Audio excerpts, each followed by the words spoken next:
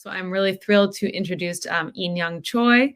And Ei-Nyung is a principal engineer and technical advisor who has been thriving in both small startups and large companies alike for 25 years. She hails from Slack, Salesforce, the browser company, Motorola, and Self-Aware Games. She loves technology and is working to help make it a more inclusive place where we can all feel like it's ours. So I'm thrilled to pass it over to our speaker for senior staff principal. I'm excited for this talk. Take it away. Awesome. Thank you. Hi, welcome to Senior Staff Principal Engineering Levels and How to Navigate Them. My name is Ei-Nyung Choi and my pronouns are she and her. I'm so excited to be a part of Women Who Code. And as an example, I have a more professional photo, but for this conference, I felt free to choose one where I just looked happy. So as mentioned, I've been thriving in tech for 25 years. In that time, I've done startups, mid-sized companies, big tech. And as mentioned, I spent 4 years at Slack where I was a senior staff engineer specializing in front end. And in that time, I've worked on everything, static websites, social media, mobile games to enterprise SaaS, to most recently helping build a new Arc browser from front end to databases, network engineering, from HTML to Swift to C++, and building out release pipelines, from CSS animations to internationalization to load testing. In that time, I've also experienced 2 IPOs and 5 acquisitions. I've changed companies 7 times, not counting the acquisitions. And I've been in those companies that experience hypergrowth, frequent reorgs, which always means changing levels or changing roles. And I've been in companies as they went through massive layoffs as well. At different times, I've been the most junior engineer in my team, the most senior engineer in the entire company by a margin of 10 years, an engineering manager, and even the technical co-founder of my own startup, as mentioned. And there were periods in my career when I didn't really care about or understand levels and titles. And I was in environments at the time where that didn't matter.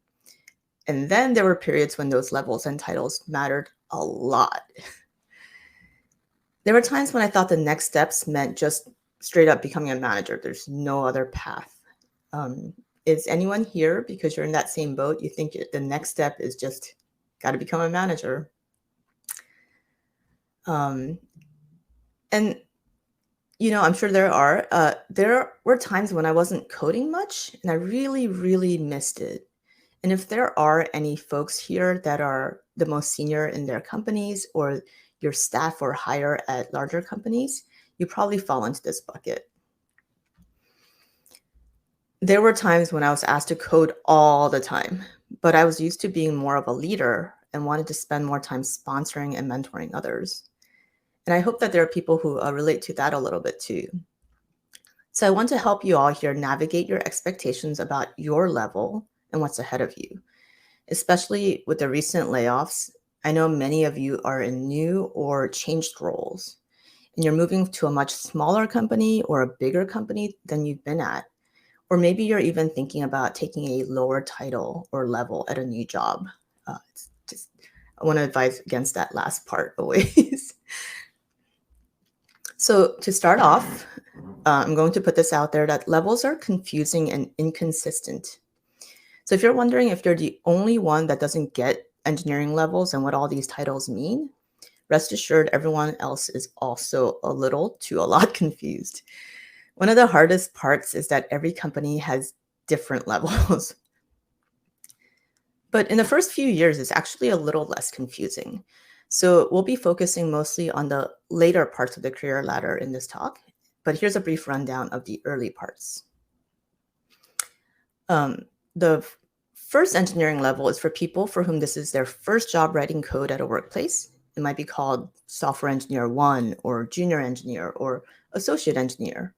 And the idea is that you'll be picking up smaller and well-defined tasks with a lot of assistance from other people around you. And that's normal. And you'll be getting help from your manager or someone more senior than you in your team.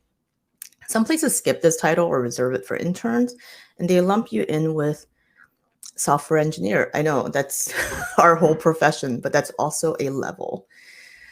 People start at this level about a year or two into their careers, but it varies, differs from company to company.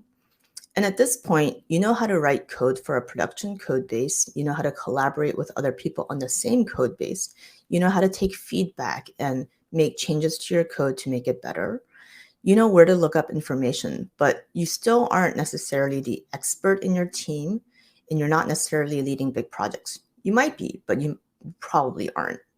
And ideally, this should be a phase of huge learning and growth for you.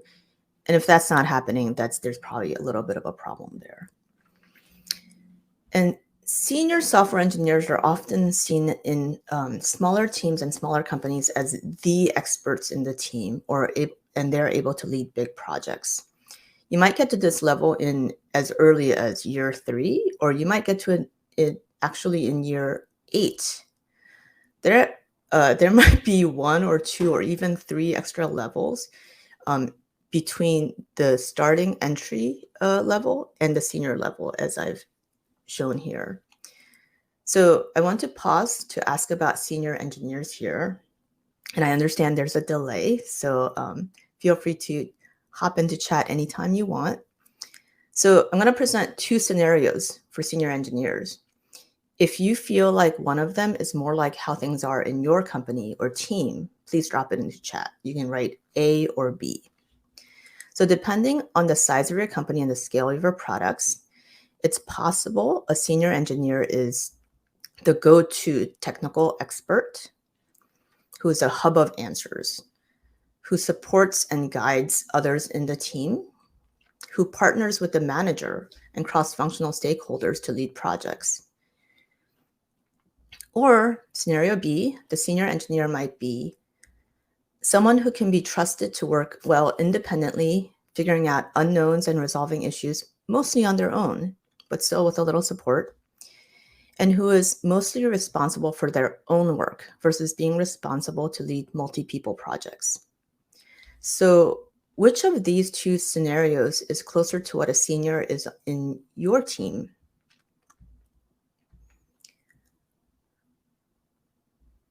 Let's see. Because of the delay, I don't know if I'm going to see your answers to this, but I'm very curious to find out. You can already see that in these 2 scenarios that even at the senior level, there's already a big divergence. And here I'll point out that in many companies, the person in scenario A is called staff. Oh, this is a healthy mix. I see the results now. Now let's talk about just the number of levels. How many engineering levels are there in your current or most recent company? This is not counting the management levels, just what we call the individual contributors, where you're an engineer who doesn't manage people. Here again, I invite you to put it into chat. How many engineering levels are there in your team? And if you don't know, it's okay to say so too. That's good information because I have been at many companies where there was a ladder and people just didn't know. And if you remember by any chance the top tier level of engineering, drop it into chat too. I'm so curious to hear what the title is. So in my experience and research, the number of levels is, drum roll, anywhere from 1 to 13. Yes, 13. The smaller the company, the fewer the number of levels. The largest companies usually have the most levels, and that kind of makes sense. And the top level names are, well, they're a little bit, they're very variable. We'll get to that. So what I did to prepare for this talk was to look around at some big or well-known companies to see what their ladder was and what they called certain levels. This basically is a word salad with a bunch of numbers and letters thrown in with a couple of recognizable phrases. But some of the words they have are pretty silly in my opinion. So you have distinguished fellow, which is a real title. I think I was actually a distinguished member of technical staff once when I was in Motorola way back when. And these titles don't really make any sense. You don't know how they compare to each other.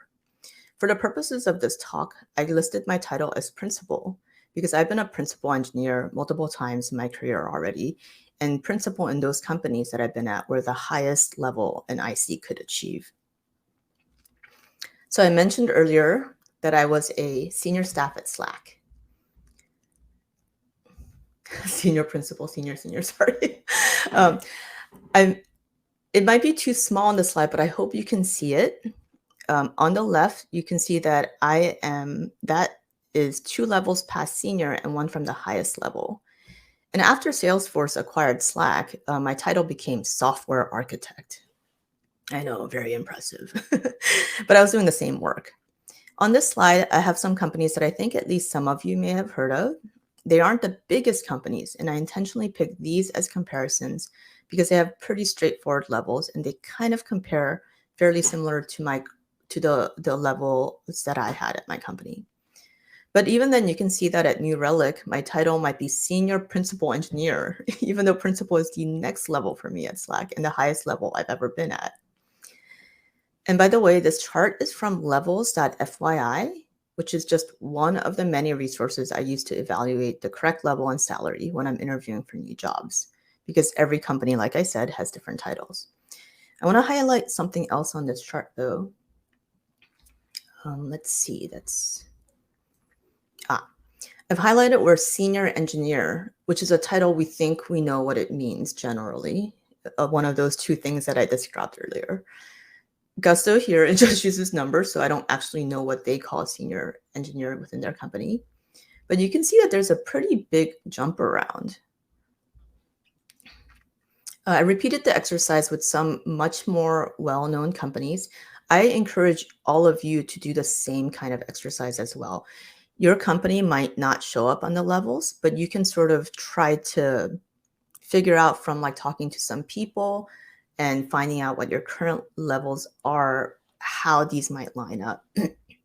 Or if people from other companies have joined your team recently, ask them about their prior level.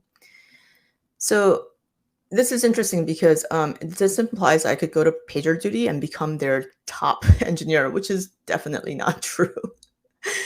So take this all with a grain of salt. Really, you have to just do a lot of research to find out how things equate to each other. And the senior engineer on this has a much less consistent placement in this set. And you can see how at Netflix, it's a really wide band and it covers, for some other companies, 3 different levels.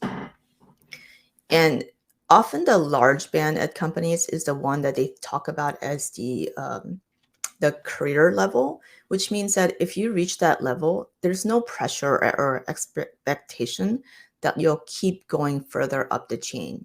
You might gain more responsibilities. You might get a bigger salary and raises every year, but you don't have to feel pressured for your title to change.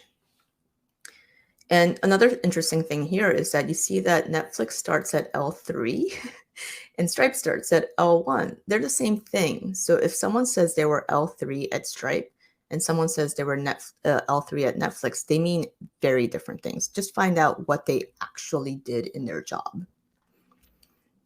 Now we're on to the big tech companies. You can see that if you want to go up the technical ladder, there's a lot more headroom here. I have several levels I can go in these bigger companies. And you can see, I think, is it Apple that has, Microsoft that has 13 levels? I don't know if I included that. So let's see the senior engineer comparison. This also is pretty wavy, but this implies that I can go from, that a senior engineer from Slack can become a principal SDE at Microsoft. And I don't even know if that's true. But something interesting about these companies is that they have those loftier high titles. So this next one is Apple. And here we see that distinguished engineer and engineering fellow. Sounds very academic. This one is Microsoft. There's a partner involved. I don't know if I want to become a partner to my work. There's also technical fellow, even fancier. And then there's distinguished engineer and Google fellow. This is clearly Google. But I really need to extra zoom in on this next one, and I apologize in advance for the terrible contrast. This was a screenshot I grabbed. Uber's highest level engineer is called a fellow or an Uber engineer. And that's kind of funny to me, just like Google fellow was interesting, but it's not a title or level you can ask for in a different company. Oh, everyone's title was developer. Interesting. Okay, so let's dive into a couple of scenarios. Okay, typical startup. In a typical startup that's less than, say, 3 years old and has maybe 20 engineers or fewer, there may be 1 to 3 levels.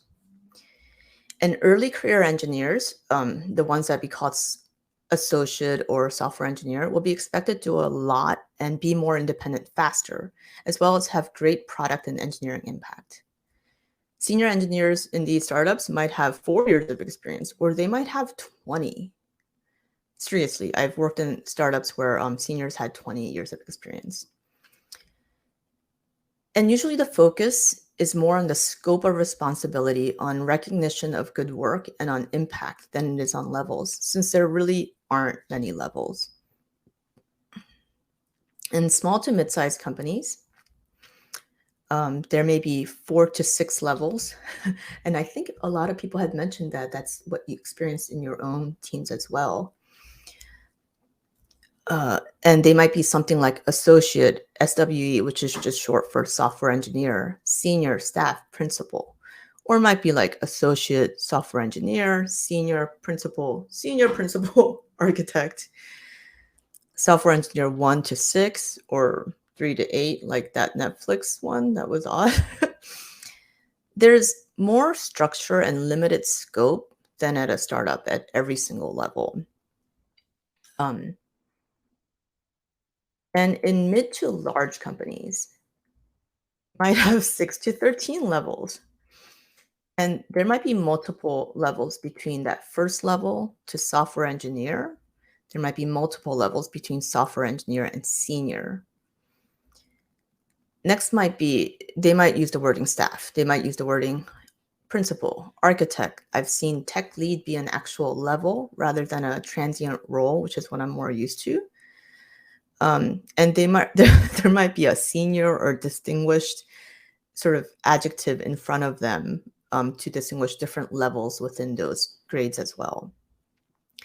And in these companies, your ownership and your level of impact is very structured and tightly scoped, which means that basically you're doing your team's work and not work outside of your team. Early career engineers are very constrained in the areas they own. And at the same time, you are given a lot more structure so that it may be an easier transition from school or boot camp or self-teaching to going to the first job. And even senior and above have very constrained areas they own. It won't be as free form as it is in startups, but you can become a very deep expert in a technology that you're excited about if at mid to large companies. And only the highest rungs have a bigger scope and area of impact than your immediate team.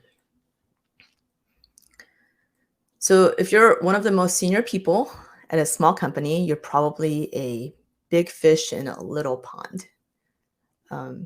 You have almost full knowledge of product, almost full knowledge of the entire system, code base, build release, whatever. You wear lots of hats, cover any ground that needs covering, like perf issues, scaling, feature implementation, incidents, mentoring more junior or newer people, interviewing, filling in for product or project management or QA. And as a percentage of the entire business, even though your title is potentially just senior or potentially staff, or like someone pointed out, just developer, your impact and ownership over the product and engineering team is very vast. And as a raw number, your impact and ownership might be something like 5 to 30 people as a footprint. So Where do you go from here? How do you grow technically if you're one of the most senior people in a company and there's no career ladder above the level that you're at? What does the future look like? This is less defined because there is no higher level up the ladder. So unless your company changes or goes through hyper growth, there's a lot of uncertainty and ambiguity, even though you are a leader there. Do you potentially go into management? So engineering managers at startups are expected to be and stay more technical. They're often the ones who can give the most experienced technical guidance to the people on the team. You might act as a tech lead, an architectural review person, and to be the person who sort of teaches skills to people within your team.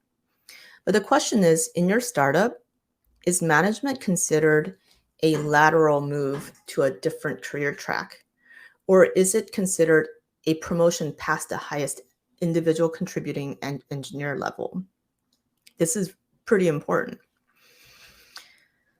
And let's compare that to you are now staff or something like that at a bigger company. You are actually still the same sized fish, but you have the same capabilities and same skills, but you're now in a much, much bigger pond. You know everything, or you will grow to know everything, for your team, for your product area, for your code base, but not necessarily for the whole company or for the whole code base or for the entire system. You wear a few hats, again, for your team, and you cover ground that needs covering. You're mostly going to be hands-off in areas owned by different teams, and you most likely have, hopefully, dedicated product managers or designers or project managers or QA or some subset of them. As a percentage of the entire business, your impact and ownership over the product and engineering team is very small. But as a raw number, your impact and ownership over the product and engineering team may still be like 5 to 30 people, just like you experience as a big fish in a small pond. So where do you go from here? What's next? How do you grow technically when you're in that situation? What does the future look like? Well, here it's more well-defined because there's most likely a ladder above you. There are most likely more senior people in the company around you. You can shadow people. You can find out exactly what staff or principal means in your company, how those people moved into those roles, how they learned what that amorphous bigger impact means, and how they were able to pitch projects that let them have that impact. You can also, in this case, choose to go into management or look into it. In bigger companies, engineering managers are more expected to be more strategy and process and people oriented, leaving the technical guidance to the most senior engineers. And in the bigger companies, going into management is switching to an entirely different ladder. It is a lateral move to a different career track, not a promotion. And sometimes that actually means that you are in a lower salary bracket than you used to be. It's really important to find out before you take that move. So I told you at the jump that there was a time in my career where the level and title didn't seem to matter. And I'll be honest, when I didn't think they mattered, it was because things were going really well for me, which is a terrible and naive take, and which led to my making a huge mistake later in my career. Even though people go from new engineer to senior usually in 5 to 8 years, I got there in 3 because I was given a ton of responsibility as well as really incredible support and mentoring. And I was lucky to be at very small companies where my managers knew exactly the impact and technical difficulty of the work I was doing.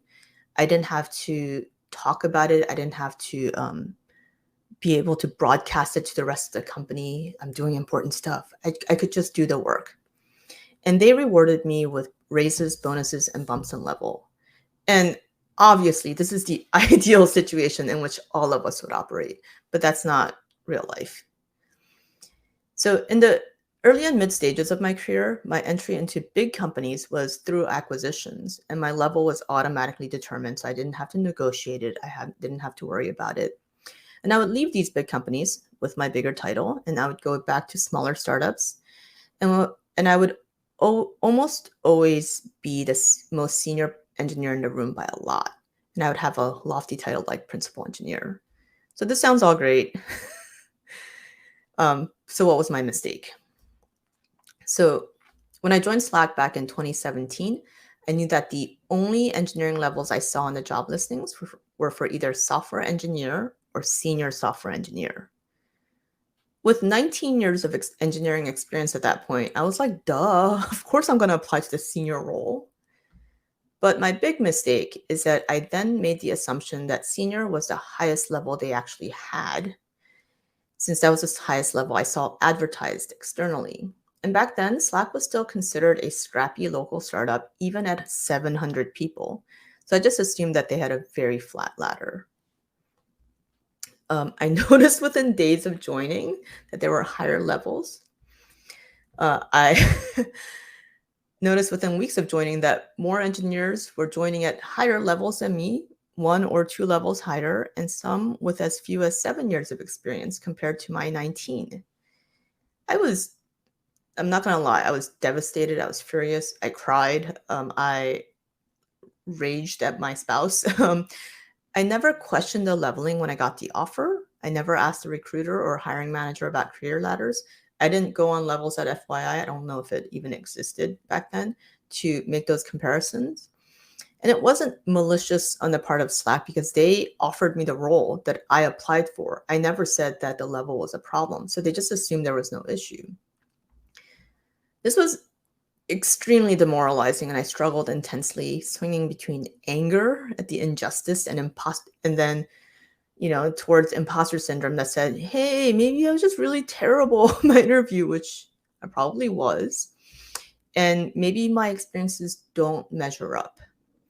And at the same time, I definitely did not fail to notice that these much less experienced engineers at higher levels and pay than I had were all men. I worked with my manager in HR to get re-leveled within 4 months of my start date, which was the immediate next performance review cycle to staff. And my manager went to bat for me. She was fantastic. Everyone should have a manager like I did there.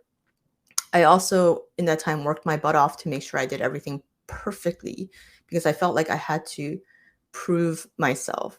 And it was an extremely stressful time. I didn't get to just be a new engineer and enjoy the new experiences.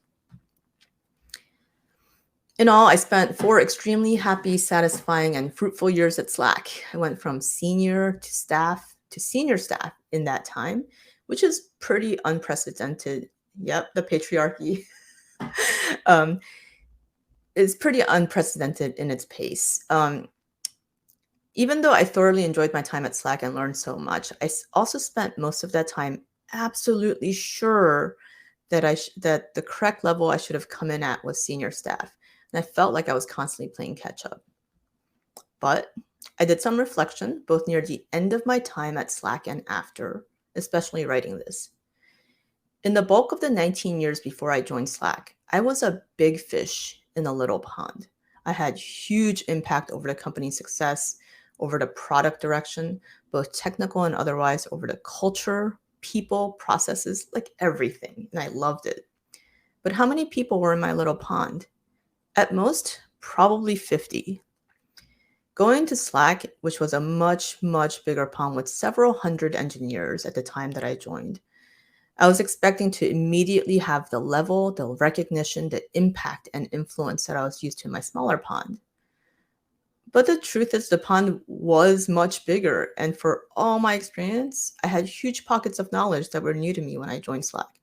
For instance, I'll tell you that I had never, never used GitHub before. I know, I'd never written a single pull request. I had never written a single unit test before, even with all that experience. So I could only, and when I joined Slack and I joined my team, I could only understand a slice of the product and a slice of the technology. There was just too much going on. The code base was too large. There were too many systems. And so if I had joined Slack at the level I thought I should have had, which is senior staff, I would have fallen extremely short. I was lacking a handful of skills, and I also would have struggled to gain the influence right away to have the impact you need to have at the senior staff level. I got through really fast because I had the raw skills and experience to get me there, but I needed time to be able to wield that soft power and sort of like understand how to influence people that was in a much bigger pond than I was used to. So, what are the lessons I want to pass to you? I want you to understand the levels at your company, whether it's a new one that you're applying for or the current company that you're at. All these titles are so variable, so it's important to know exactly the terms of your company and how they're treating it. If there's a career ladder, you better read every little minutia about it. If there's any part that you find confusing, ask your manager lots of questions. If you're talking to a new company, ask your recruiter or hiring manager about the expectations for that rec, what the ladder is, and match it up, not just by title, but to your actual lived experience and your skill set. And maybe you should ask for a higher level. Find engineer, and honestly, people say that finding getting a promotion is easier by switching jobs. It's absolutely true, especially if you have a big name company behind you as a part of your resume. Absolutely try to get the highest level you can. Find engineers who have this level that you aspire to, whether it's within your networks or within your company or a stranger on the internet, honestly, at these conferences, and learn what they do. Gauge your fish size. How much impact do you have on your team? Think about this in terms of both relative percentage, like I talked about, hey, it's like 80% of the company, and also in terms of absolute numbers. Is it 30 people? Is it 5 people? Gauge your pond. Are there things you don't know about the technical side of your business? How complex are the systems? What percentage of it do you feel like you could handle? Now, compared to where you want to be, you may have to readjust and understand that maybe you actually, in the level you want to be, you need to have much more impact than you're used to. Maybe your current title now actually requires you to have more impact than you're used to because it's a new title. Or you may have to get used to having much less impact if you move to a larger company. And it feels uncomfortable. Understand when you can't grow where you are. Are you as big as you can be in your pond? And so you need a bigger pond so you can really grow? Or do you actually need to go to a smaller pond because you're frustrated that you have such small proportional impact at your very large company? And you know there's so much you can do if you have the strength and space to like flex your muscles and like practice these things. Remember when I asked you about the 2 scenarios for senior? As a reminder, in scenario 1, they are the go-to technical expert who is a hub of answers, who supports and guides others in your team, who partners with the manager and cross-functional stakeholders to lead projects.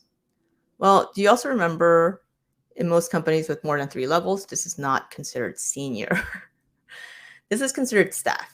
So even though some of the career ladders we looked at do not include staff, you should conceptually understand that that's what staff generally means in the industry. And it has become a lot more well-established in the last several years.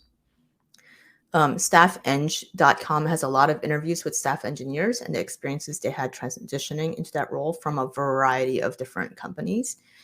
And similarly, the Staff Engineer's Path by Tanya Riley dives into the changes in expectations and responsibilities when you make that jump. To get a little bit more concrete, I'll dive into a couple of changes that come with the senior to staff jump. Less coding time. This surprises people because they think maybe if you become staff, it means that you are coding like all the time, but you're just faster and you're just better. Like just code. And then let's see. You are probably spending more time doing reviews, giving feedback, whether it's for PRs or tech specs. You're doing a lot more mentoring. You're maybe doing more interviewing, onboarding, creating documentation. And, all of this are stuff that actually Tanya Riley talks about as glue work. She has a couple of blog posts about that.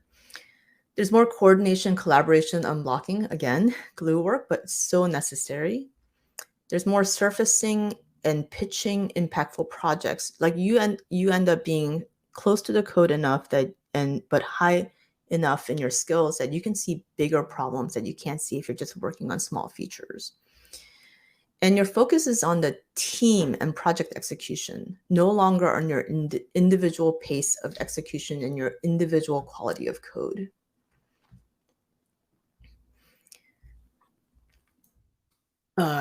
To again be a little bit more pragmatic, when I was doing staff level work, actually I was probably spending somewhere between 25% to maybe 40% of my time writing code, and the rest of it was in meetings or otherwise working with people.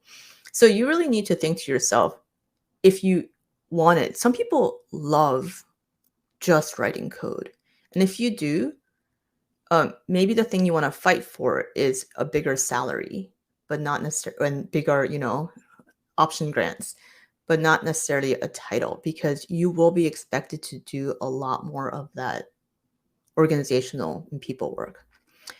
And there's the expectation that you have a bigger impact, that you impact your whole team, but possibly bigger than your whole team. And after staff, impact areas grow larger at every stage, and you aren't just better at your specific area of tech and writing better code and in that area. But what does it mean to have company-wide impact at a company of like 1,000 or more engineers? At the highest level at big companies, you're expected to have like company-wide, and some career ladders mention industry-wide impact.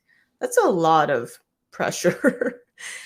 And you spend your time figuring out large-scale problems and come up with ways to move forward. You advise on more projects. You act as an architect where you sort of advise a lot of people executing on smaller projects, but you give them advice.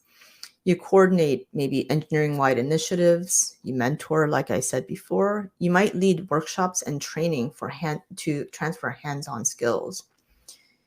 And this is the part that's surprising. In some ways, you might be doing what directors at smaller companies might do, but without any of the people management. And often they're presented at the same levels.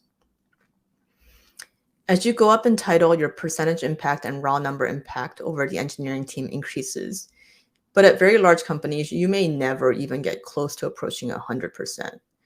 And at Slack, I was probably culturally approaching about 95% of all front ends, maybe 10% impact on other technical groups like backends and infra and whatever. So possibly at best, total of 20% impact. But I did lead a project that impacted 65% of the existing recurring annual revenue. So that was considered huge. I led a different project that impacted all front ends and back end teams and infrastructure. It was an internationalization project. And I created 2 different recurring engineering mentor programs that are still going on. So those are the ways I found to have larger org-wide, company-wide impact. And often at these levels, you might, again, be at a higher level than your own manager and considered on par with senior directors or VPs. I was considered, when I left Slack, on par with my impact as senior directors. I know this is a lot of information, but I hope some of what I shared was useful. Let me try to wrap this up. Check your company's ladder. Know how to compare your current level to another company's ladder. Senior, is independent, executes well, reliably ships things with little oversight. Staff is focused more on team execution, maybe sister teams execution with that broader scope. Staff plus, whatever the title is at whatever company, that's focused on larger areas of impact and moving the engineering org or the company as a whole forward. So I've got a link at this QR code for the list of references I talked about, the websites I talked about, like levels.fyi and staff-eng, and contact information for me that are thank you for your time and attention. I really appreciated this. Thank you so much. We're going to leave this QR code up for a second so that people can get it, but we'll get into the Q&A. We have about 5 or 6 minutes, and my colleague's going to put some of the questions on the stage. But while we wait, because as we mentioned, there's a delay while we wait for questions, just want to show some of the feedback in the chat. Like, so amazing. I think this one from Jess is really interesting, that Jess worked at a big company where everyone's title was developer. I think also your talk made me think about, for example, I know about a level, sometimes you'll get levels that will like confuse people, like at the bank when you're trying to get a mortgage, like consulting engineer is a level that people have. And that makes it seem like maybe you don't have a full-time job. So all of your advice makes a lot of sense and can be applied in different part. But I love Jillian's planning on getting promoted this year. So I hope that this helps. So a question that I had while we're waiting for others were, you mentioned this very briefly about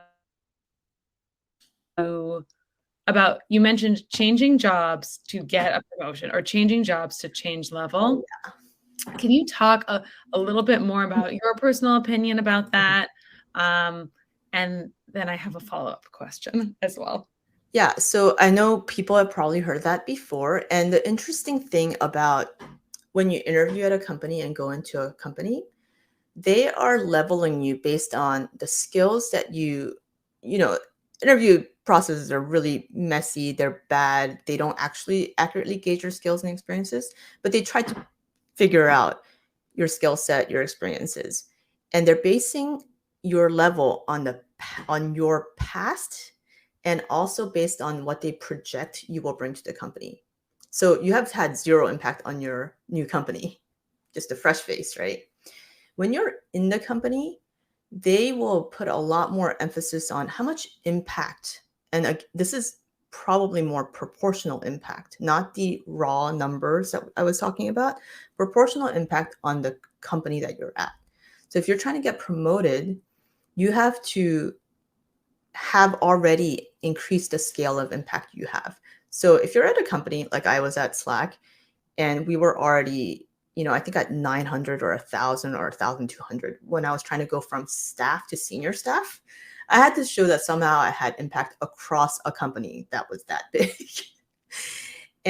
But a lot of people who were coming in, they came in where they were staff somewhere else, and they seemed really smart during the interview. They talked about their experience as well.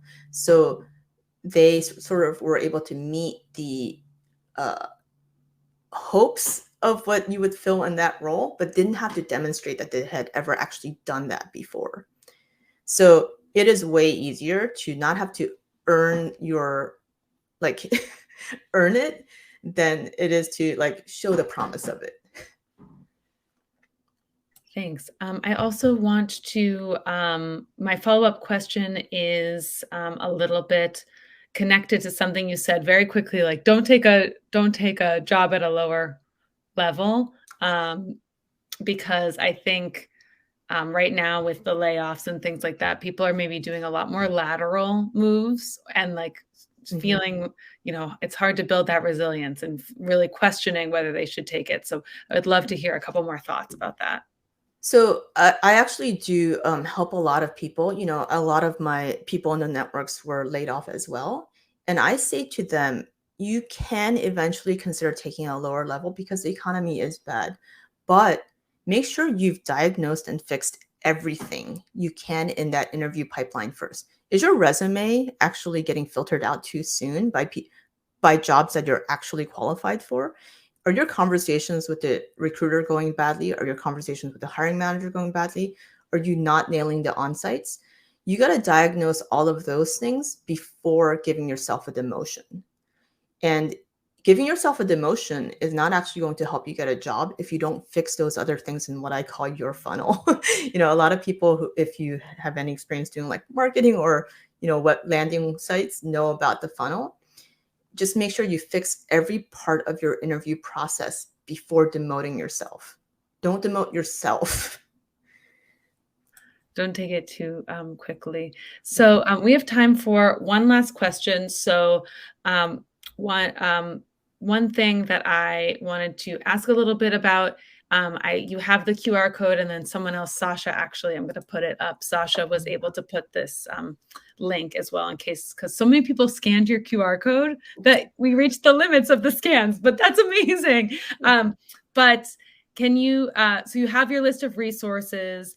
Can you share a little bit, any more details about, I guess, because you said levels FYI, but what are your other go-to when you're doing research? So I think at this point, I'm really lucky in that my networks are very deep, right? When I go to different jobs, I actually ask my white male colleagues who have the same number of years of experience and similar background as me. People have given me their actual salary numbers and their actual titles. And someone actually gave me their whole entire salary history, which is fantastic. So I could tell where I was getting underpaid or not. And honestly, I actually had been doing pretty well. So I was happy to find that out, but I also found more courage to negotiate harder. So I think just straight up ask your white male colleagues. Just do it. And with that, I think that's a great thing to end on. Thank you so much, Ei-Nyung.